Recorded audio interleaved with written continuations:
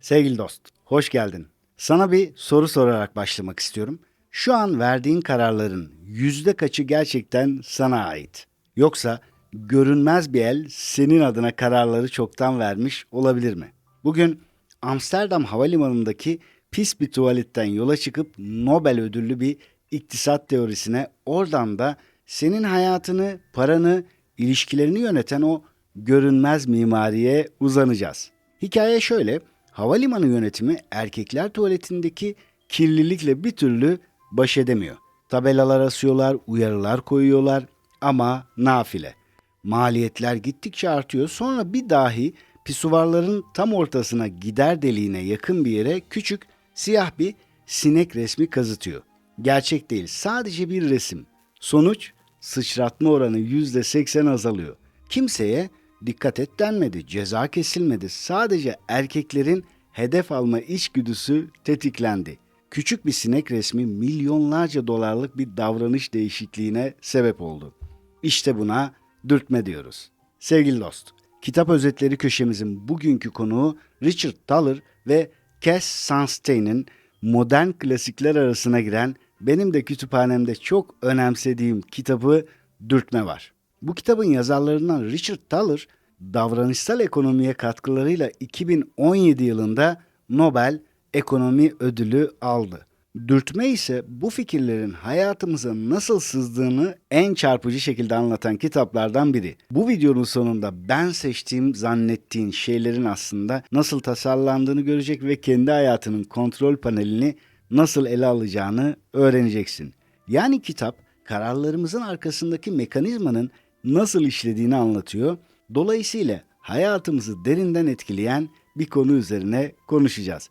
7 bölümde özetleyeceğim senin için ve her zaman olduğu gibi çayın kahven hazırsa hadi gel başlayalım. Bölüm 1: Seçim mimarisi ya da özgür irade mi bir illüzyon mu?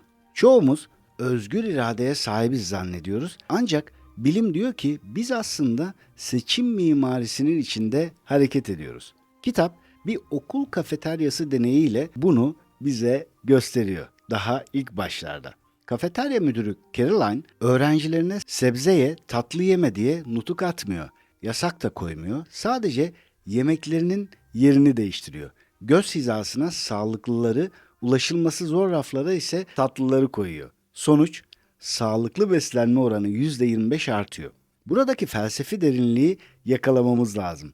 Tarafsız tasarım diye bir şey yok. Bir markete girdiğinde, bir web sitesini açtığında, hatta doktorunun sana tedavi seçeneklerini sunduğu anda bile o seçeneklerin sıralanışı, rengi, hangisinin varsayılan olduğu seni bir yöne iter. Sen bir anne baba olarak, bir yönetici olarak, hatta kendi hayatının lideri olarak aslında bir seçim mimarısın. İnsanları ve kendini zorlamadan seçenekleri öyle bir dizayn edebilirsin ki en doğru kararı vermek en kolay yol haline gelebilir. İşte ustalık budur. Bölüm 2: İki sistem: otomatik pilot ve pilot. Peki neden bu küçük dürtmelere bu kadar açığız? Neden bizi bir sinek resmi bile yönetebiliyor? Burada Nobel ödüllü Daniel Kahneman'ın da sıkça atıfta bulunduğu o meşhur beyin yapısına geliyoruz. Kitap zihnimizi ikiye ayırıyor. Bir, otomatik sistem, yani bizim bildiğimiz daha bilinen adıyla bilinçaltı. Hızlıdır, duygusaldır, içgüdüseldir. Sana bir top atıldığında eğilen, tatlı görünce ağzını sulandıran tarafın. İki, düşünen sistem, yani pilot ya da bilinç. Analitiktir, enerji harcar, 30 kere 45 kaç eder dediğimde devreye giren taraftır. Beyin muazzam bir enerji tasarrufu makinesidir. Bu yüzden günün büyük bir kısmını otopilotta, yani bilinçaltıyla geçiririz. Yani alışılmış şeylerle devam etmemizi ister. Aksi halde enerji harcamak zorundadır. Şimdi bu konuya dikkat çekmek için kitapta harika bir beyzbol sopası ve top sorusu var. Gel birlikte bakalım. Bir sopa ve topun toplam değeri 1 dolar 10 sent. Sopa toptan 1 dolar daha pahalı. Peki top kaç paradır? İstersen burada videoyu bir an durdur ve cevabını ver. Ben de insan zihni ve davranışları üzerinde çalışan biri olarak söyleyebilirim ki muhtemelen bir anda top için 10 sent demişsindir. Fakat bir dur düşün bakalım. Gerçekten öyle mi? Eğer top 10 sent olsaydı sopa 1 dolar 10 sent olacaktı. Yani toplamda 1 dolar 20 sent olacaktı fiyat. Lakin Topun fiyatı 5 sent, sopa ise 1 dolar 5 sent. Yani toplam 1 dolar 10 sent. İşte hayatımızdaki hataların çoğu bu otomatik pilotun kestirme yolları seçmesinden kaynaklanıyor. Dürtmeler de tam olarak bu otopilota yani bilinçaltımıza konuşuyor, ona mesajlar veriyor. Bölüm 3. Zihinsel tuzaklar. Yazarlar bizi hataya sürükleyen 3 büyük zihinsel virüsü tanımlıyor. 1. Demirleme. Mesela ilk duyduğun sayı beynine bir çapa gibi saplanır diyor. Bir araba pazarlığında örneğin satıcının söylediği ilk yüksek rakam senin makul algını bozar. Yani pazarlık ediyorsun diyelim, artık bu rakamın altında yapacağın her anlaşma senin için başarıdır. Ya da sen öyle görürsün. Kitapta geçen o deneydeki gibi. İnsanlara telefon numaralarının son birkaç rakamını soruyorlar. Cevap gelir gelmez Atilla Avrupa'yı ne zaman yağmaladı sorusu ile devam ediyorlar. Ve telefon numarasının son rakamları büyük olanlar daha ileri bir tarih söylüyor. 2. Kayıptan kaçınma. Bunu eğitimlerimde de sıkça anlatırım. Kaybetmenin acısı kazanmanın zevkinden 2 kat daha güçlüdür. Kitapta yine çok güzel bir örnek var. Bir grup öğrenciden bazılarına bir bahaneyle bir kupa hediye ediliyor. Sonra kupası olanlara kaça satarsın diye soruluyor. Olmayanlara da kaç para verirsin diye soruluyor. Elinde kupa olanlar 5 dolar istiyor, almak isterim diyenler 2 dolar veriyor. Çünkü sahip olduğun şeyi bırakmak beynin için bir tehdittir. 3. Statiko eğilimi yani mevcut durumunu koruma hastalığı. Değişim risklidir, beyin riski sevmez. Bu yüzden varsayılan seçenekler hayati önem taşır. Yine çok önemli bir örnek veriyor yazarlar. Organ bağışında bağışçı olmak için işaretle denilen ülkelerde oran çok düşük. Bağışçı olmak istemiyorsan işaretle denilen yani varsayılanın bağışçılık olduğu ülkelerde oran %90'larda. Bölüm 4. Sürü psikolojisi yani el alem ne der tuzağı. Çok önemli bir noktaya geldik, sosyal etkilere. Biz sosyal varlıklarız sevgili dost, biliyorsun. Ve burada Salomon Eş'in psikoloji tarihine damga vuran o deneyini bilirsin belki. Kısaca bahsedeyim, sosyal itaati ölçmüştü hani. Basit bir deney. Bir sınıfa giriyorsun ve senden başka 5-6 kişi daha var. Dünyanın en basit sorusu yansıtılıyor tahtaya. Soru şu: bu çizgilerden hangisi daha uzun? Bir saniye içinde verilebilecek bir cevap yani. Ancak denekler bilerek en sona bırakılıyor. Ondan önce cevaplayan herkes saçma bir şekilde yanlış cevabı veriyor. Denek önce şaşkın şaşkın bakıyor ne oluyor diye. Sonra diğeri, bir başkası hep aynı saçma cevabı verince sıra kendisine geldiğinde o da yanlış cevabı veriyor. Neden? Onca kişinin arasından sıyrılmamak, alay konusu olmamak için.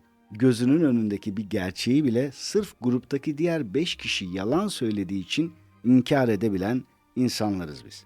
Bu konuda kitapta Teksas'ı kirletmeyin örneği var ki çok sevdim. Çevrecilik nutukları işe yaramıyor, her yer pislik içinde ve ünlü insanları, popüler futbolcuları çöp toplarken gösterip gerçek Teksaslı çevresini temiz tutar diyorlar. Bu mesajı veriyorlar ve bir kimlik meselesine dönüştürüyorlar. Çok kısa bir süre içinde o leş gibi kokan sokaklar tertemiz oluyor. Burada çok ince bir detay var. Bumerang etkisi. İnsanlara komşun senden az elektrik harcıyor dersen tasarruf ederler diyor yazarlar. Ama komşun senden çok harcıyor dersen tasarruflu olan da harcamayı artırabilir. Bununla ilgili de yine bir deneyden bahsediyorlar. Nasılsa herkes harcıyor demek ya da komşum benden daha az harcıyormuş demek. Faturaya da bir gülen emoji koyuyorlar sadece. Bu kadar. Ve bir anda enerji tasarrufu artıyor. Yani kitap bize şunu söylüyor: dürtme kaçınılmazdır. Çünkü seçenekler bir şekilde sunulmak zorunda. Mesele bu sunumun insanı daha iyiye mi, daha kötüye mi ittiğidir. Yani tüm bu çalışmalarla, deneylerle aslında bize şunu söylüyorlar: İnsanların bilinçaltına doğru mesajı verdiğinde onları senin istediğin kararı almaya yönlendirebilirsin. Dikkat et, burada diyor ki elektrik faturanda şöyle bir not olduğunu düşün. Komşun senden daha az enerji harcıyor ama bunu çok güzel bir dille yazıyorlar. Ve bir de bir gülücük koyuyorlar. Başka hiçbir şey yok. Sen de öyle yap, yapma, daha az harca, daha çok harca, hiçbir şey yok. Sadece bir mesaj ve ciddi anlamda enerji tasarrufu olduğu görülüyor. Aynen Teksas'taki çöp toplama gibi yahut da diğer örnekler gibi. 5. bölüm: iyi bir dürtme nasıl olmalı? Kitap şunu söylüyor: dürtme kaçınılmazdır. Çünkü seçenekler bir şekilde sunulmak zorunda. Mesele bu sunumun insanı daha iyiye mi, daha kötüye mi ittiği. Kitap iyi bir dürtmenin 3 önemli özelliğini vurguluyor bize. Birincisi diyor şeffaf olmalı. Yani insanı kandırmamalı. Gizli bir manipülasyon olmamalı. 2. Özgürlüğü korumalı. İnsan isterse kolayca başka bir seçeneği seçebilmeli. 3. İnsan hatasını kabul etmeli. Çünkü insan hata yapar. Her birimiz bol bol yaparız ve iyi tasarım bunu öngörebilir. Kitapta iyi seçim mimarisi anlatılırken geçen harika bir karşılaştırma var. Paris metrosunda bilet kartını hangi yönde soksan da çalışıyor. İnsan hata yapar diye sistem affedici tasarlanmış. Ama bazı yerlerde kredi kartını 4 farklı şekilde sokabilirsin. Sadece biri çalışır. Hangisi iyi tasarım? İnsan hatasını kabul eden tabii ki. Kitapta verilen hayat kurtaran bir yol tasarımı örneği de var. Çok hoşuma gitti. Chicago otoyolunda tehlikeli bir virajda yola çizilen çizgiler başlangıçta eşit ağırlıklı. Viraja yaklaştıkça sıklaşıyor. Sürücü hızlanıyorum zannediyor, bu hisse kapılıyor ve içgüdüsel olarak frene basıyor. Dikkat et, yavaşla denmedi yahut da uyarılar konulmadı, cezayla tehdit edilmedi. Sadece çizgiler sıklaştırıldı. Bu da bir dürtmedir ve kitap bu tür dürtmelerin nasıl hayat kurtardığını anlatıyor. Şimdi buradan aslında şunu alabiliriz. Dürtme emir değil, dürtme ceza değil, dürtme yasak değil, dürtme bir tasarım. Peki bunu kendi hayatımıza nasıl uygularız? Yani kendimize nasıl doğru dürtmeler kurarız? Şimdi 6. bölüme geçip bunu konuşacağız. Bölüm 6 kendine dürtme kurmak ya da alışkanlık mimarisi. Kitap şunu söylüyor, eğer çevren seni şekillendiriyorsa o zaman çevreni sen bilinçli olarak tasarla. Şimdi şu soruyu sor mesela. Benim kötü kararlarım genelde nerede oluyor? Gece mi? Yorgunken mi? Açken mi? Telefon elimdeyken mi? Evdeyken mi? Yoksa dışarıda mı? Çünkü dürtme şunu hedefler diyor yazarlar. İyi kararları kolaylaştırır, kötü kararları zorlaştırır. Mesela sağlıklı beslenmek istiyorsan kitapta Caroline'ın örneğinde olduğu gibi sağlıklı olanları, meyveleri, sebzeleri göz hizasına al. Abur cuburu görünmez yap. Bir dolabın içine koy. En zor yerlere koy. Mutfakta en kolay ulaşılabilir olan şeyleri değiştir yani. Tasarruf yapmak istiyorsan parayı önce kenara ayıran bir varsayılan kur. Yani mesela maaş gelir gelmez otomatik bir birikim hesabı ya da farklı bir tasarruf. İnsan çoğu zaman sonra biriktiririm der ama o sonra bir türlü gelmez. O yüzden kitap varsayılanın gücünü anlatıyor bize ve çok da güzel anlatıyor. Telefon bağımlılığını azaltmak istiyorsan bildirimleri varsayılan olarak kapalıya al. Ben yıllardır böyle kullanırım. Uygulamaları görünmez klasöre taşı. Gözünün önünden çek. Çünkü otomatik sistem görüneni seçer. WhatsApp, Instagram tüm bildirimlerim yıllardır kapalıdır ve çok faydasını görürüm verimlilik açısından. Yani işin özü şu, iradeyle savaşmak yerine mimariyi değiştir, savaş alanını emrine amade hale getir. Ve bu noktada çok kıymetli bir şey var. Problem irade değil, tasarım. Çünkü tasarım değişince karar değişiyor. Bu arada bu kitapta da bahsedildiği gibi bilinçaltının yani otomatik pilotun hayatımız üzerinde çok ciddi etkileri var. Hem konuştuğumuz gibi kararlarımız hem de yaptığımız ve yapmadığımız her şey, kimliğimiz, karakterimiz, davranışlarımız ve sonuçlarımız. Bu sonuçlardan memnun değilsen, ben hayatımda bir şeyleri değiştirmek istiyorum diyorsan, daha güçlü, daha başarılı olmak, daha çok kazanmak, finansal durumunu iyileştirmek, daha mutlu biri olmak, daha sağlıklı ilişkiler yaşamak istiyorum. Kısacası hayatımı iyileştirmek istiyorum diyorsan 24, 25, 26 Nisan'da Ankara Kızılcahamam Çam Termal Otel'de 4. Bilinçaltı Dönüşüm Kampımızı yapacağız. Önceki kamplarımızda çok güzel şeyler yaşadık. Burada da yaşayacağımıza inanıyoruz. Eğer sen de ben ve ekibimle 2,5 gün boyunca birlikte olmak, 3 öğün açık büfeden istediğin gibi yiyip içmek, otelin tüm imkanlarından faydalanmak ve en önemlisi kendini dönüştürmek istiyorsan aşağıya linki bırakacağım. Tıklayıp inceleyebilirsin. Belki orada buluşur ve hayatını nasıl dönüştüreceğimizi konuşuruz. Şimdi kaldığımız yerden devam edelim. Şimdi final bölümüne geliyoruz. Bu kitap bize en son olarak ne bırakıyor? Bunu birkaç cümleyle konuşalım. Bölüm 7. kendi hayatının seçim mimarı olmak. Şimdi kitap boyunca şunu gördük. Kararlarımız sadece aklımızın ürünü değil. Kararlarımız içinde bulunduğumuz ortamın da ürünü. Seçeneklerin bize nasıl sunulduğu, varsayılanlar, görünürlük, zahmet, sosyal normlar, kimlik hepsi kararların içine karışıyor. Ve kitap bize şunu öneriyor. Madem kaçınılmaz olarak dürtülüyoruz, o zaman kendimizi daha iyiye dürtecek bir hayat tasarlayalım. 6. bölümde konuştuğumuz gibi. Şimdi sana bir soru bırakacağım sevgili dost.